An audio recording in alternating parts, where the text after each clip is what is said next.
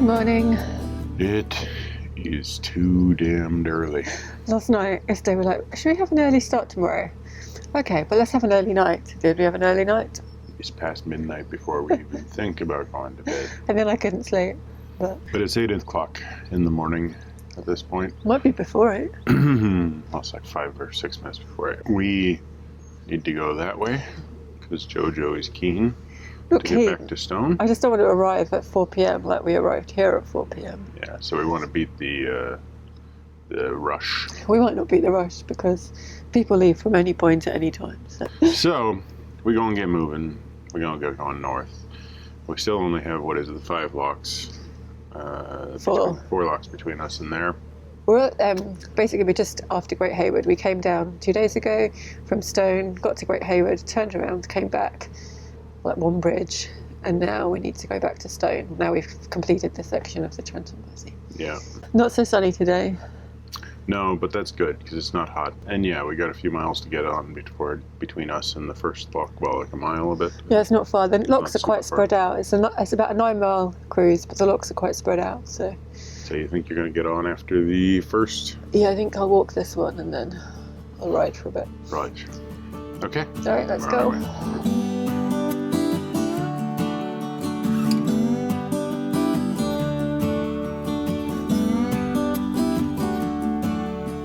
George is on very good form this morning, excited about the cruise ahead.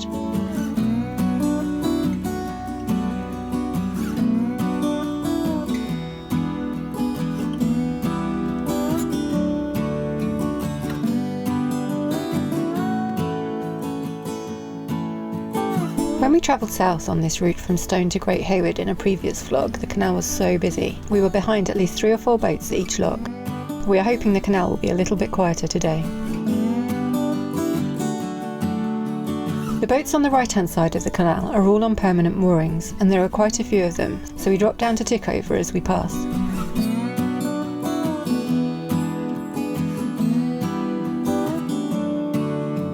The first lock of the day, and this is a good start. There are no boats waiting to go through.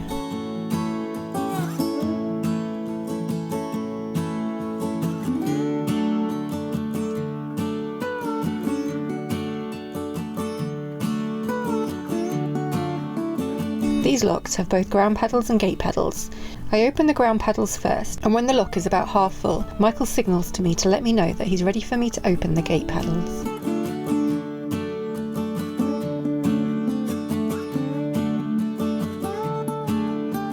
As you can see, the water coming in through the gate paddles causes a lot of turbulence in the lock. If you open them too early, the incoming water can drag the boat forwards.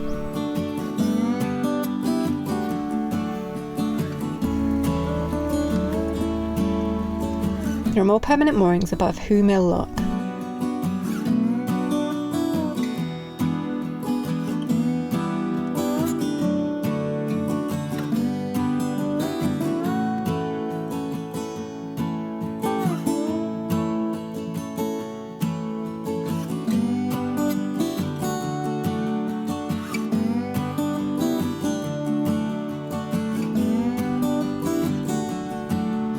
You'd have thought this curious trio were used to seeing big floating cows passing by now.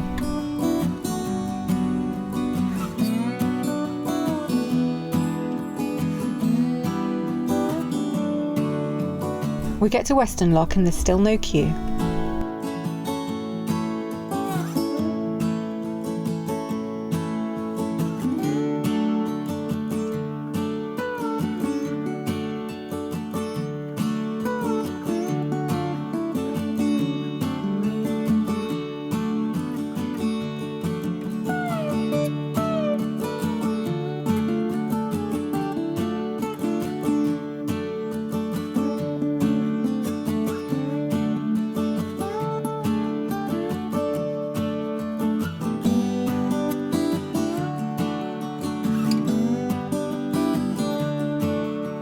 There are more private moorings in the village of Weston.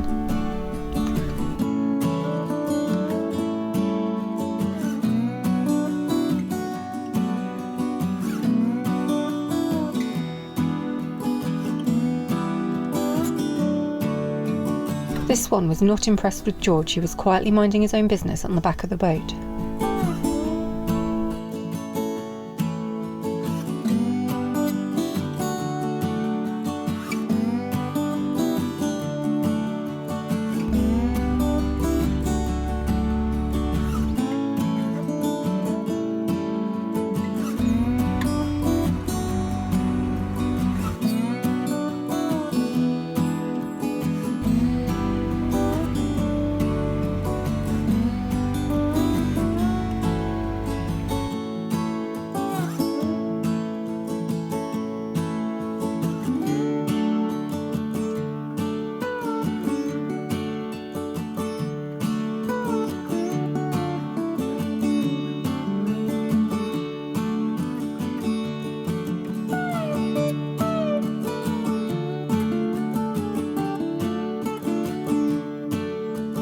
This ornate brick bridge is called Salt Bridge, and it leads to the village of Salt.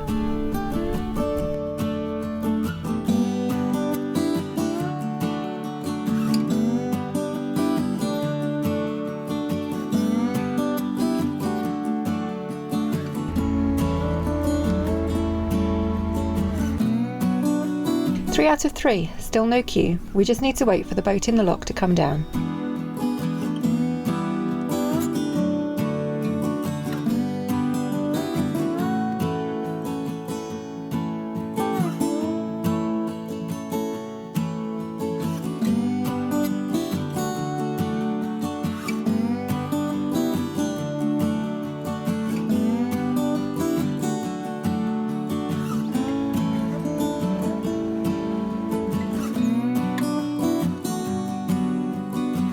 We may have had no queue, but they're queuing above the lock to come south.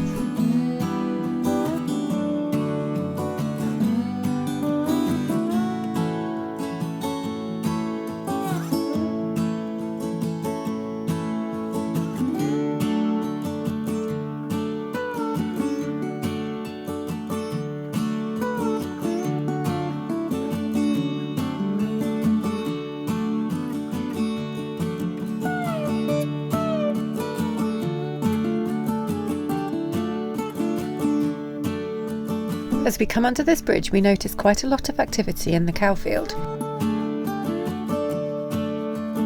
As we get closer, we realise there's a rather amorous bull in there with them.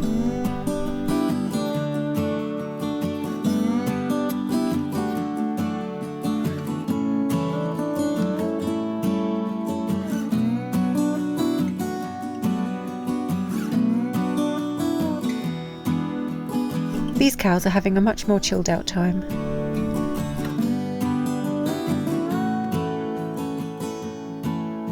Past Aston Marina, so we must be nearly at the Aston Lock.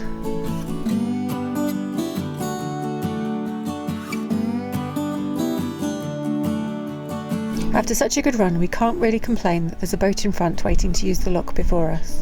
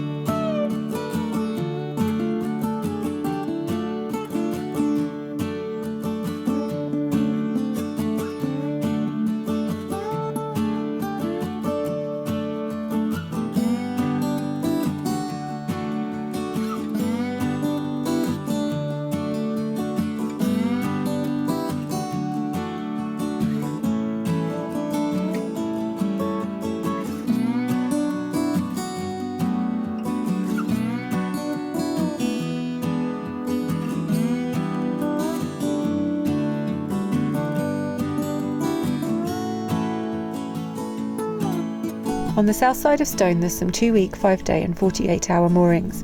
We find a gap in the 5-day stretch and so pull in for the night.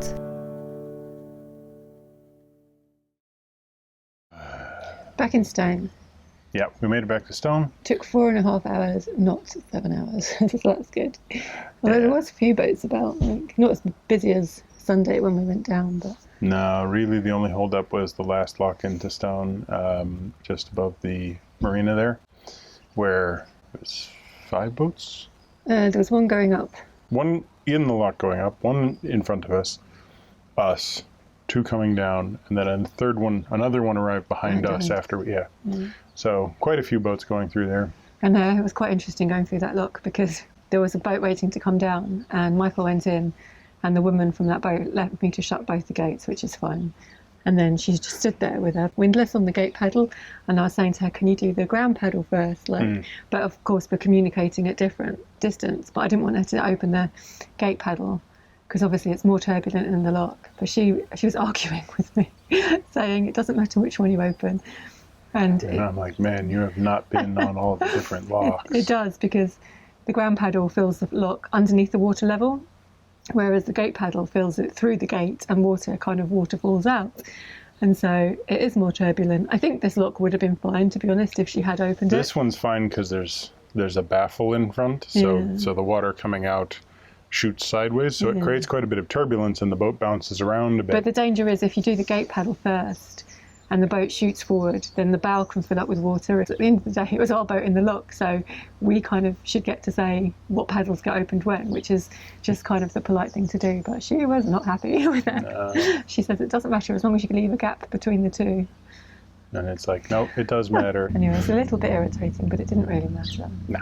And then there was a guy at the other lock who, I think it was the lock before that, there was a couple waiting to go down behind a boat that was in the lock, and then there was us waiting to go up. And the guy from the boat that was waiting to go down said to the guy in the boat going down, "Oh, get on, there's plenty of us here to do the work." And there was him and his wife and me. And then he promptly went to chat to another boater and left me and his wife to do all the work after he offered. Like, I don't mind. No, but his wife was really struggling. Yeah, she couldn't do the paddling, she couldn't read the gate. She was tiny. Yeah. There's been some interesting people about today. Oh, there's always interesting people about it. And at the end of the day, we have come up here relatively early. Yeah, it's about 12:30. Yeah. We're going to go across to the boatyard just to look at their dry docks for blacking. We still haven't sorted that out, although we did get a quote from them. And then we're going to go to Mr. Sim's Sweets because we have a sugar addiction. Take a look around this little town a little bit. Yeah, I didn't go in when we came down. And there is a rumour that our good friends, Neuroboat Experience, are arriving in Stone today. So. Yes, because they decided to come down this way instead of go up. So, whoop, I got a very large bug in my ear. That is annoying. Okay, it's gone. I had one actually fly in my ear yesterday. Did you? Yeah, it was. We were coming around a corner and something goes, and I hear it walking around in there for a second, and I'm like, you hear it walking around in your brain? No, in my ear. Like it was stuck in all the wax, going, oh my God! Clean me! Clean me! Anyway, it finally flew out, and I was just like, oh, okay, that feels weird. Right. So other than that, George had some small adventure. Did he? Yeah, it was kind of fun. We got into one lock, and Joe was exhorting me. She was like, "Don't go forward this time because me and George are going to get on at the back. So don't move the boat." And then they opened the front of the boat, and I put the engine in reverse because it started pulling me forward. And you were like, "Don't move! Don't move!" And I'm like, "No, I'm just stopping the boat. It's okay. Don't move!" But you went and got George, and then you came over and you're like, "Oh, good, George. George is just going to jump straight onto the boat." He's a bit reluctant to get on the boat sometimes, but. Sometimes when we're cruising, he'll just get it in his head and be like, "Fine, I'll get on the boat." And he looked like he was behaving. He was like, he was totally behaving. Trotted happily onto the back of the boat, and I was like, "Good boy." Joe stepped on and started moving forward, and George just trotted off the other side of the boat. He was like, "Oh yeah, no problem. I'm going across." Yeah, but we got him back on. So thanks for watching. Give us a thumbs up if you feel like doing so, and comment down below also if you feel like doing so. And subscribe if you feel like doing so. Subscribe if you feel like doing so. And if you really feel like doing so, hit the bell for the notifications.